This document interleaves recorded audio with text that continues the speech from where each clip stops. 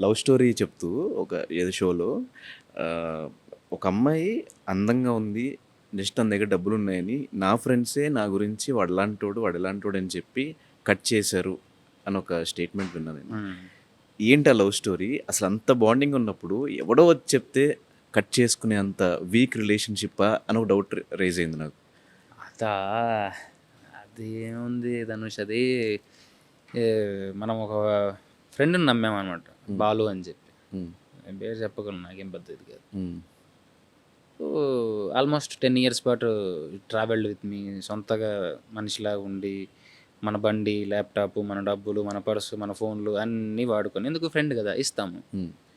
ఇప్పుడు హాస్టల్‌లో ఉన్న టైంలో గూడా ఫుడ్ లేకపోతే కింద మెస్‌కెళ్ళి ఫుడ్ తెచ్చి ఒక ప్లేట్‌లో ఫుడ్ వాడికిచ్చి నేను తిన్న షేరింగ్ నుంచి స్టార్ట్ అయిన ఫ్రెండ్‌షిప్పు. ఒక అమ్మాయి డబ్బున్న అమ్మాయి పరిచయం అయింది. ఒక రిలేషన్‌గా మారింది.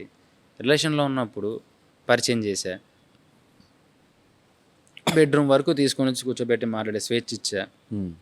నేను లేనప్పుడు 500, 1000 అడిగే దగ్గర నుంచి 5000, 10,000 అడిగే రేంజ్‌కొచ్చాడు. ఆ పిల్లని. హ్మ్. హ్మ్. తను ఇచ్చే రేంజ్‌కొచ్చింది. ఆవిడకి మంచి డబ్బులు. ఆవిడకేమి మంచి వర్క్స్ చేసుకుంటూ నాకు తెలుసు. మంచి వర్క్స్ చేసుకుంటూ బా మంచిగా సంపాదించి వర్క్స్ అంటే? Works works. ఓకే.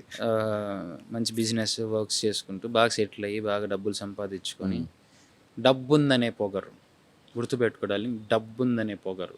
డబ్బుంది, నాకేముంది, నెలకింతొస్తది, ఎవడమ్మా పెట్టిన సొమ్ము, నా ఇష్టం. నేను ఎంతైనా తాగుతా, ఎంతైనా తిరుగుతా, ఎంతైనా ఖర్చు పెడతా.